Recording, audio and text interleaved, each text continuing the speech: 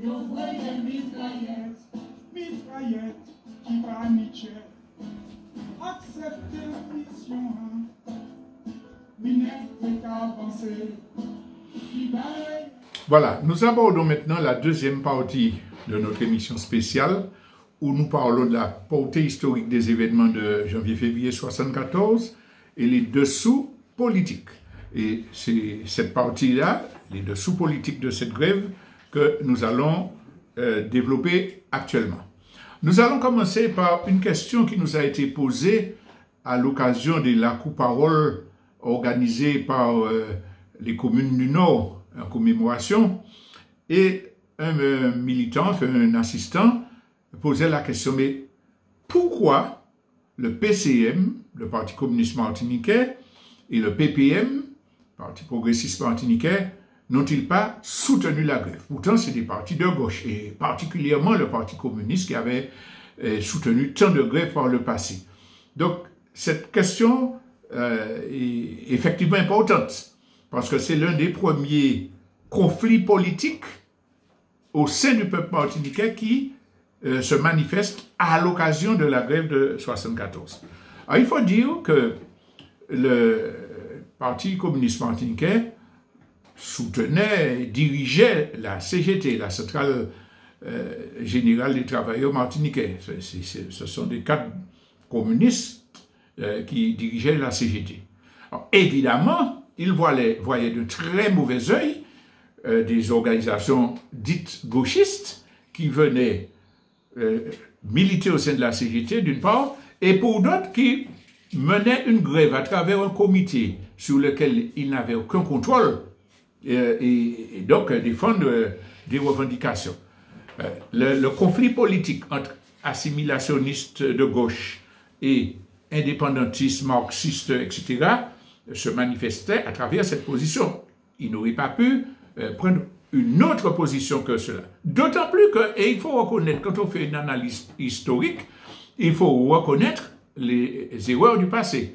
Parce que quand nous avons commencé à militer, les critiques que nous posions contre les erreurs politiques du Parti communiste et des assimilationnistes de gauche à l'époque étaient virulentes et ne prenaient pas en compte les sacrifices passés des anciens communistes.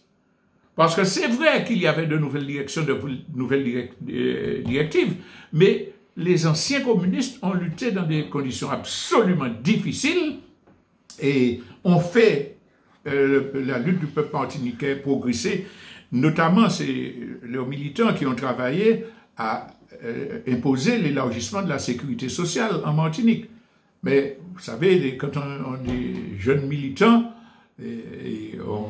on ne prend pas en compte suffisamment ce que les anciens ont fait. Il faut avoir le courage de le reconnaître. D'ailleurs, il y a de très nombreuses années où nous avons expliqué que notre position, de ce point de vue-là, n'était pas valable. N'empêche qu'au moment où nous faisons la grève, il y a effectivement une position réactionnaire de ceux qui nous dénoncent. Imaginez qu'un tract du Parti communiste a même parlé du fait que nous utilisions uniquement le créole dans les meetings, dans les réunions, pour dire que c'était une forme de mépris vis-à-vis du peuple. Bon, c'était un tract peut-être d'une personne, mais c'est pour vous montrer la nature du combat idéologique. Ceci dit, au fur et à mesure que la grève avançait, de plus en plus de communistes, notamment des communistes de base, mais pas seulement, comprenaient que c'était quelque chose d'intéressant. Je veux citer ici Paul Alcedo, qui a été conseiller général, qui était dirigeant du Parti communiste, qui au départ était très réfractaire, et puis qui a discuté avec, qui a dit, mais effectivement, c'est quelque chose de progressiste, et je me souviens que il était un petit paysan, il avait fait sa récolte de poitonne. Il allait prendre toute poitonne là, vous voyez, c'est ouvriers agricoles là pour y manger. Donc, il était un dirigeant communiste. Donc, petit à petit, la qualité de la grève a convaincu des communistes et des gens au sein du PPM de la valeur du mouvement. Il faut le dire aujourd'hui que Renaud de Grand Maison du PPM a, dans très nombreuses occasions, pu fait renéoter des tracts des militants par ses services. Donc, il y a la méfiance au départ, mais au fur et à mesure, on comprend. Et aujourd'hui, on voit que les gens de tous bords commémorent sans aucun état d'âme, et ils ont bien raison. La grève de 74. Donc, c'était la première question entre la différence politique, PPM, PCM, et les organisateurs. On parle de trajectoire politique avant d'arriver aux dissensions au-dessous des divergences politiques. Il faut que je revienne sur un résumé de l'histoire du GAP, le groupe d'action prolétarien. Donc, notre groupe qui a initié la grève aux côtés de GS70. Le groupe a été créé en 1970. Par qui? Par des étudiants, 3 étudiants, qui ont arrêté leurs études en France pour dire il faut venir faire la révolution dans le pays. Ils ont rencontré 5, 6 jeunes, essentiellement des quartiers populaires, qui étaient d'accord, et ils ont créé le GAP, Groupe d'Action Prolétarien. C'était au lendemain des événements de 68. C'est pas seulement en France, Mexique, partout. C'était un moment où il y avait beaucoup de luttes contre la guerre au Vietnam, la guerre en Afrique du Sud, l'apartheid en Afrique du Sud. Donc, Cambodge, etc. Donc, c'est des gens marxistes qui constituent ce groupe. Au départ, dans ce groupe, il y a Georges Beauvois, pardon, Georges-Henri Léotin, et donc, j'étais là personnellement, et 2 autres, je vais revenir sur ça, et on se met d'accord pour créer un texte qui s'appelle « Servir le peuple ». Alors, nous avons des archives. Je profite pour faire une parenthèse sur les archives. Tout à l'heure, j'ai parlé des historiens qui n'avaient pas les éléments. Ça se comprend parce que les mouvements populaires en général ne portent pas leurs documents, leurs archives pour les officines institutionnelles, légales. Mais il nous faut aujourd'hui comprendre que les chercheurs, les étudiants ont besoin de ces documents-là. Alors, personnellement, j'ai décidé, avec l'accord des camarades, de remettre toutes les archives concernant cette grève, les dissensions, tous les éléments, les originaux de tract aux archives, de façon à ce que ce soit numérisé et que tout le monde puisse avoir accès. Donc, je profite pour dire sur ce point-là, et pour dire que nous avons fait un texte qui s'appelait « Servir le peuple », que nous aurons l'occasion de republier. Il est d'inspiration marxiste-léniniste, mais surtout fanonienne. Et je tiens à dire que c'est Tijo Mauvois qui nous a fait découvrir toute la grandeur de la pensée de Fanon que nous connaissions, mais qui a fait en sorte que, dès le départ, la ligne de notre organisation s'appuie sur ces 2 jambes, marxiste-léniniste et fanonienne. Donc, cette volonté de faire la révolution, alors qu'on n'est pas implanté, on n'a pas d'organisation de masse, se manifeste par une ligne d'agitation. Il faut chercher des endroits où bouger. Et on a mené pour dénoncer les transports, la tume et tout ça. Mais l'élément clé, c'est quand on organise avec des jeunes des quartiers populaires la lutte sur le mot d'ordre, nous verrons peler sans payer. Je ne vais pas détailler, vous verrez le film de Elidi Kozak qui raconte toute cette affaire-là. Et qui s'est traduite par une forme de succès, puisqu'on a dépêché un avion de France pour rediffuser le film. Donc, ça c'est fondamentalement le cœur de départ du GAP. Par la suite, Tijo Mauvois et Léotin sont appelés au service militaire, puisqu'ils étaient surcités en tant qu'étudiants. Ils décident, non, nous n'allons pas dans l'armée française, et ils disparaissent dans la nature à l'étranger. Plus tard, amnistiés, ils vont revenir, mais n'empêche que nous nous retrouvons un tout petit groupe, et on décide à ce moment-là d'élargir. Donc il y a une deuxième phase de militants qui arrive, Alors, c'est à ce moment-là que Joseph, Tivoli, Bravo, Lucrèce, Mon Désir et tout ça étaient de gars. Et nous réorganisons le travail dans les quartiers populaires, essentiellement à Fort-de-France, Texaco, Volga, Trinel, Bas-Maternité, Dillon, et plus tard, Trois-Îlets, et la zone du François Vauclin. On mène des actions sociales, des coups de main. Fonlaillé, j'ai oublié Fonlaillé, merci. Avec les pêcheurs, on mène des actions de toute nature. On s'intègre aux masses. Le but, c'était de s'intégrer aux masses, les connaître. On a donc des groupes d'action dans ces différents quartiers, groupes d'action de Dillon, etc. Il existe des publications, des tracts venant de ces différents groupes.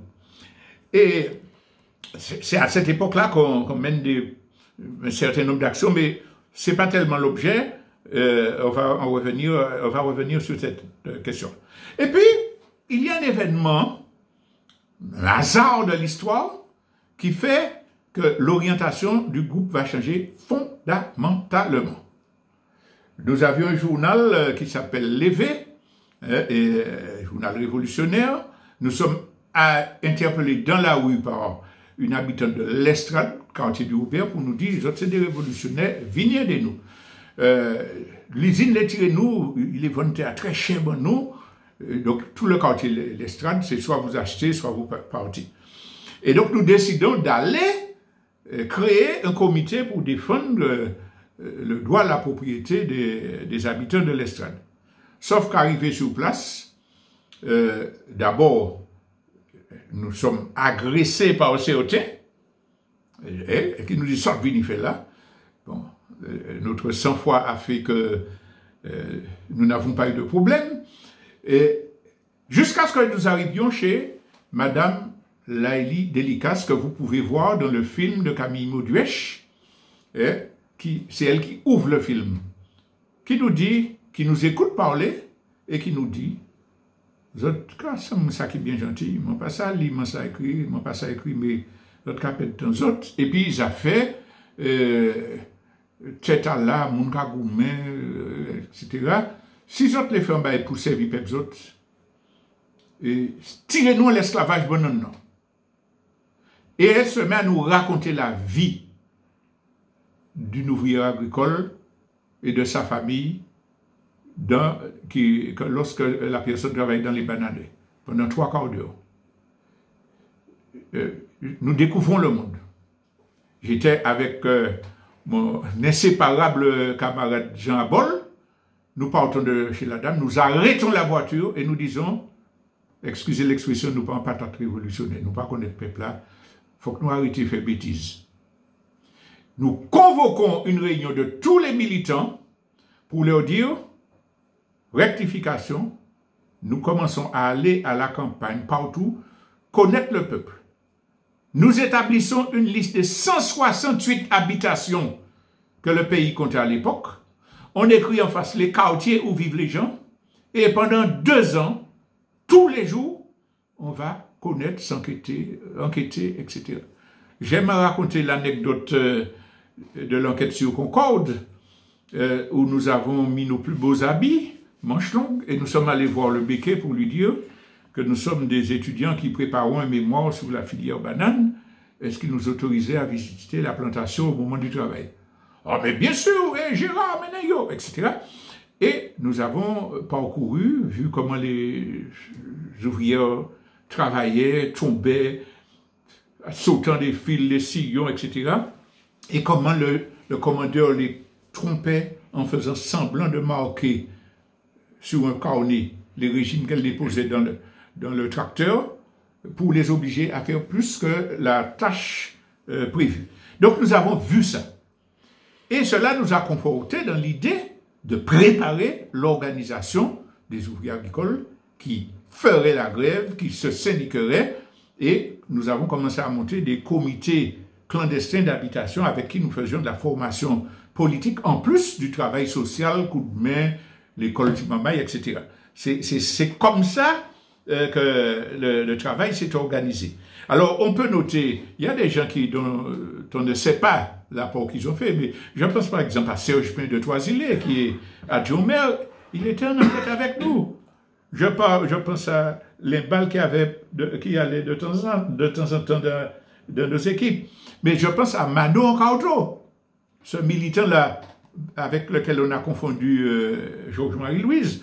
D'autres viendront. Pendant la partie interactive, vous pourrez appeler pour compléter mes oublis. Jean Abol va intervenir également. Mais pour vous dire que tout ce terrain-là, tout ce travail de terrain-là se fait pendant 2 ans. Je vous ai déjà dit comment la grève commence. Mais alors, après, par la suite, le GAP a réorganisé ses équipes. Une équipe qui s'occupe du travail des ouvriers agricoles, donc Jean Abol et moi étions responsables, il y en avait d'autres. On parle de José Mucré qui a changé de maison d'habitation pour travailler. Il y avait d'autres équipes qui travaillaient dans le secteur bâtiment doc, c'est là que Daniel Maricien travaillait. D'autres, comment ça s'appelle, à Toisillet, qui ont construit le SOP, syndicat des ouvriers de la poterie. Et il me semble que mon désir a été dans cette cellule-là à un moment. Donc, c'est comme ça que le GAP avait des équipes qui travaillaient. Et une fois de plus, je réaffirme que ceux qui étaient chargés de travailler, d'encadrer le travail de mouvement des ouvriers agricoles, donc c'est ceux qui ont continué à travailler à la construction de l'UTAM avec des péripéties. Donc, arrive la grève, on en a déjà parlé, des événements, et après la grève, il s'agit maintenant qu'on est installé sur tout le territoire, qu'on a beaucoup de nouveaux militants de cadre, de restructurer le travail. C'est là que le GAP se transforme en Parti des travailleurs de Martinique, clandestin toujours, PTM. Pour la petite histoire, le PTM a été fondé alors que le cyclone Allen était déjà en train de battre le 4 août 1980 dans le hangar à tabac de Riga. Entre Verpré et Gourmont. Donc c'est là que le PTM a été constitué. Et il se donne une orientation pour le travail. Je dis bien 80. Il faut une organisation de la jeunesse, il faut une centrale syndicale, il faut une organisation politique qui paraisse à l'extérieur, puisque le PTM est clandestin. L'UGTM, c'est la centrale, ALCPJ, en l'autre chimie pour la jeunesse, l'organisation de jeunes, CNCP, Conseil national des comités populaires. Et puis la directive, c'est quoi? Il faut se lier avec les masses aux moyens d'activités éducatives, culturelles, d'entraide, de formation politique. Et on bénéficie à ce moment-là du soutien des étudiants chaque fois qu'ils reviennent en vacances. On organise du soutien scolaire, match de football, etc. On a un groupe culturel qui fait une pièce de théâtre qui circule. Il n'y avait pas encore d'électricité dans tous les quartiers à ce moment-là, avec un générateur, un écran, pour présenter des montages diapos. Alors, à ce sujet, je tiens à citer une personne, un militant d'une extrême valeur, qui a été au cœur de l'organisation des montages diapos et de beaucoup d'autres choses dans notre organisation. Je veux parler de François Yves. Honneur et respect pour l'immense travail qu'il a fait à ce moment-là. Et je dois dire que personnellement, il m'a enseigné beaucoup de choses en matière de rigueur organisationnelle. Donc, sur le front syndical, on va préparer l'UGTM. Il y a des sections. Il y a l'UTCAF, Union des travailleurs de la Caisse d'allocation familiale, avec notamment Léon Bertide. On a l'UTS, Union des travailleurs de la santé. On a l'UTE, Union des travailleurs de l'éducation. Et tout ça va converger pour créer l'UGTM en 1981. Alors, il faut dire que sur le plan politique, on fait les comités populaires et le CNCP qui sont mis officiellement en place le 28 août 1983 à la mairie, l'ancienne mairie de Fort-de-France, avec 600 personnes, essentiellement des ouvriers agricoles, des jeunes, et donc voilà. Sur le fond de la jeunesse, on a parlé de LCPJ.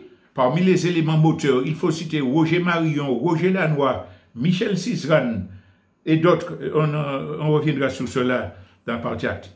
Quand on a compris ça, on verra que tous ces mouvements-là travaillent sous la direction du Parti des travailleurs de Martinique clandestin, autour de ce qu'on appelait la ligne des ouvriers et des paysans, avec un objectif révolutionnaire et marxiste. Il faut bien comprendre ça. Et donc, ce mouvement-là se fédère et s'appelle AC Pléandolité. Pourquoi? Parce qu'on a créé un journal en janvier, AC Pléandolité, et une radio qui est née le 6 décembre 1981. Donc, qui donne une résonance à ce mouvement-là qui, jusqu'à présent, n'avait pas des grands moyens de communication. Alors, ce mouvement-là, je ne vais pas m'étendre dessus, ce sera dans une autre émission, c'est lui qui continue jusqu'à aujourd'hui avec ses militants. Sauf que ALCPJ a été dissous parce que les militants sont partis dans les comités populaires parce que certains ont fait leur carrière et tout. ALCPJ a été dissous. L'UGTM, qui jusque dans les années, début des années 2000, donc faisait partie du mouvement AC Pléandolité, a pris son indépendance, vole sous ses propres ailes et n'est pas dirigée, on veut le dire, par les membres du PTM. Ça ne signifie pas qu'il faille décrier ce syndicat. C'est un syndicat absolument important qui a mené l'idée de lutte de classe, des méthodes de travail et qui aujourd'hui encore fait un travail excellent dans la santé, notamment. Et donc, ce qu'on veut dire, c'est que le mouvement AC Pléandolité en tant que tel, c'est distendu. Il ne reste que le CNCP, Conseil national des comités populaires, qui reste toujours fidèle à la ligne de départ, aller dans les masses, etc. Donc, ça, c'était pour que vous cadriez. Maintenant, je reviens sur les dessous politiques de la grève, puisque c'est surtout l'objet de notre émission d'aujourd'hui. Il nous faut nous défaire de toute vision idéalisée de l'histoire. Par exemple, là, récemment, il y a une thèse qui est développée qui prétend qu'il y avait une symbiose entre les intellectuels, ce qu'on appelait à l'époque les intellectuels et le mouvement ouvrier. Oui, ça montre que nos intellectuels avaient pris conscience du peuple. C'est comment dit les Français, bisounours. Il n'en est absolument rien. Et pour l'histoire, il faut le savoir. Il y a eu des luttes politiques très, très, très dures qui ont opposé les militants des différentes organisations politiques qui étaient dans l'UPSUA. Et il faut quand même rappeler ça pour que les témoins qui viennent, j'étais là, puissent être interrogés sur les non-dits. Nous avons déjà parlé des orientations divergences existantes entre le GAP et le GS. Eux voulaient rentrer à la CGT et nous disions qu'il fallait faire autrement. Mais les deux organisations travaillaient effectivement pour organiser les ouvriers agricoles. Les deux organisations se menaient un combat idéologique très dur, se répondaient, mais dans le respect.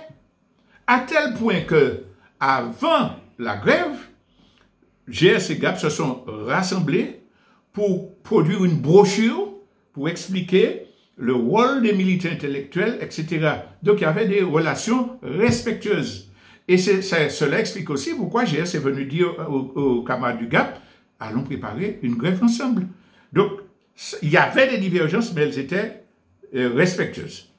La deuxième divergence vient d'un groupe qui n'était pas organisateur de la grève, mais qui était un groupe politique à l'époque, c'est GRS, le groupe Révolution Socialiste.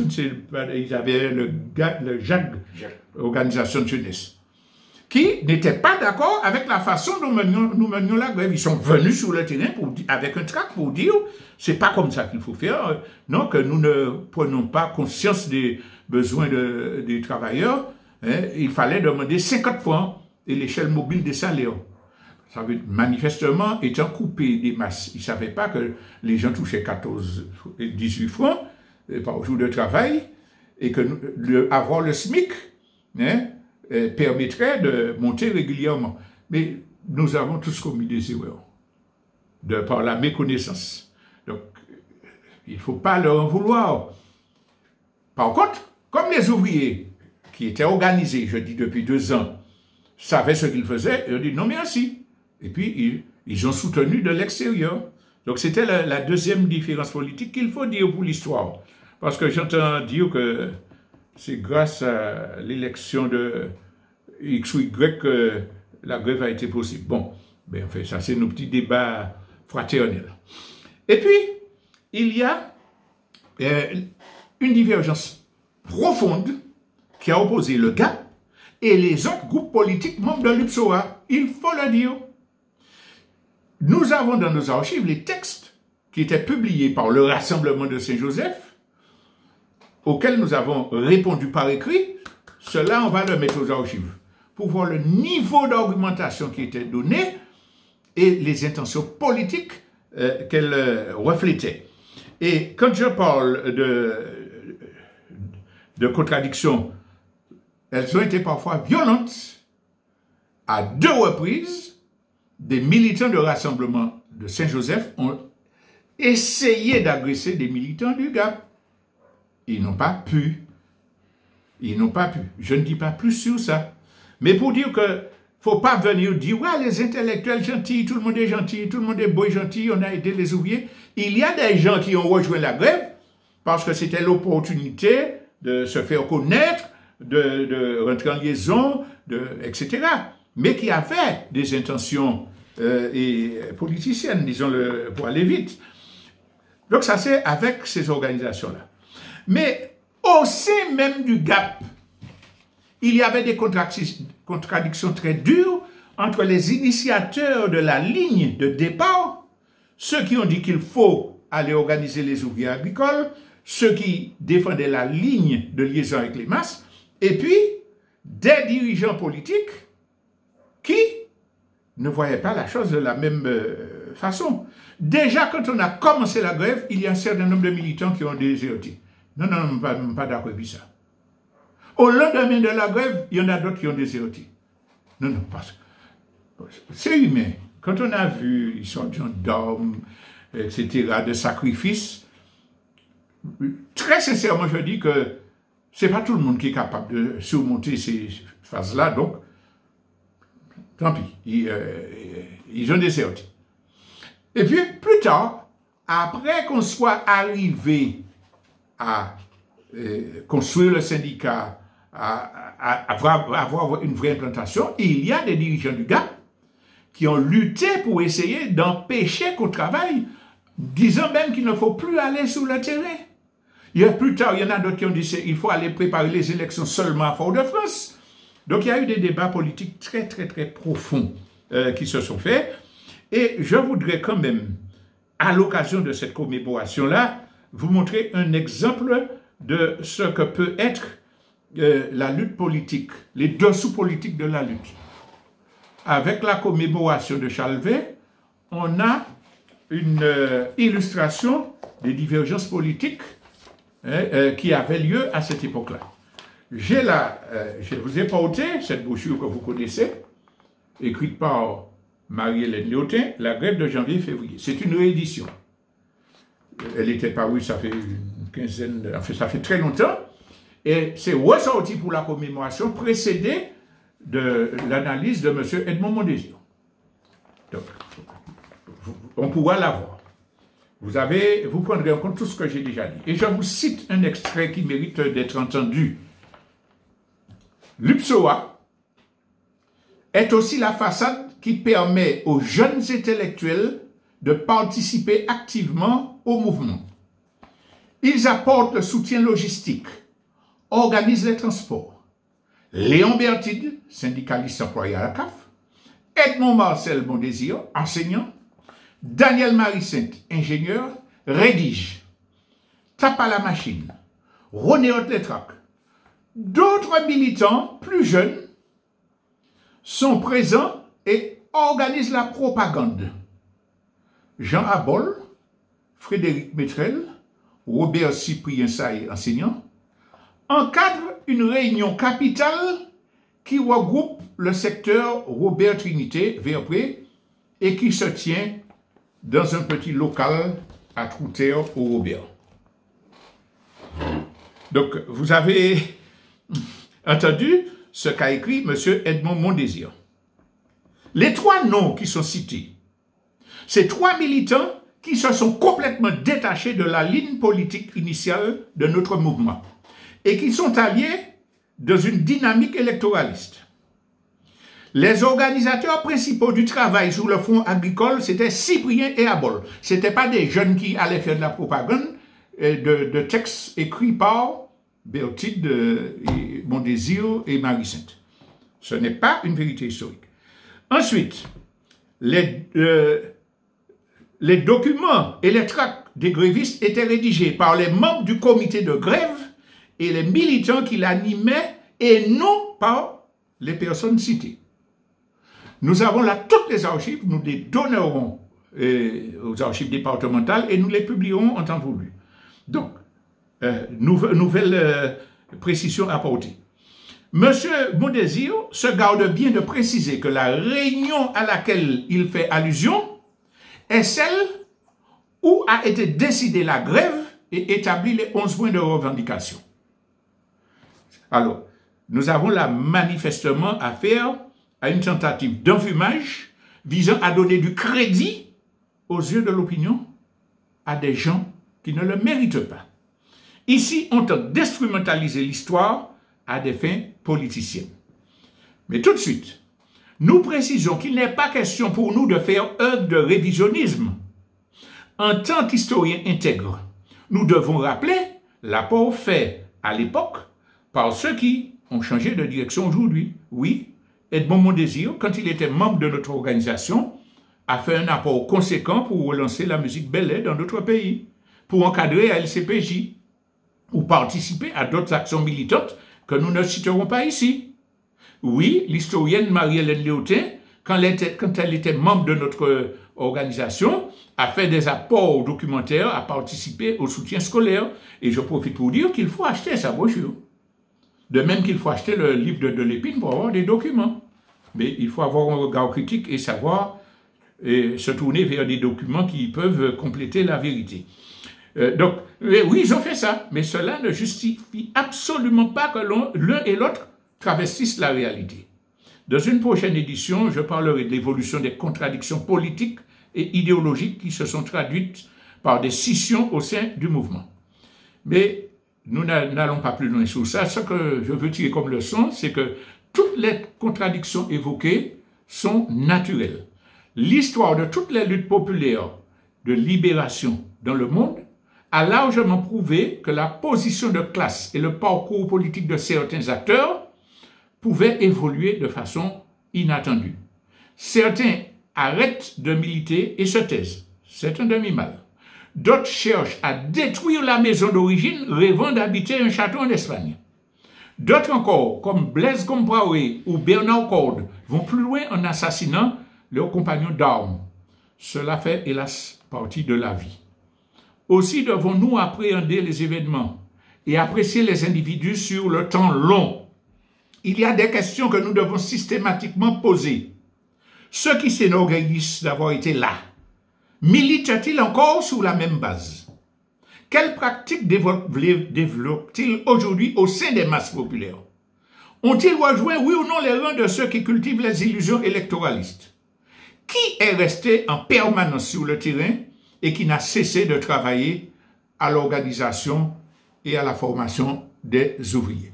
C'était donc la deuxième partie de notre propos et nous ferons la conclusion dans quelques secondes après avoir entendu Daudinet.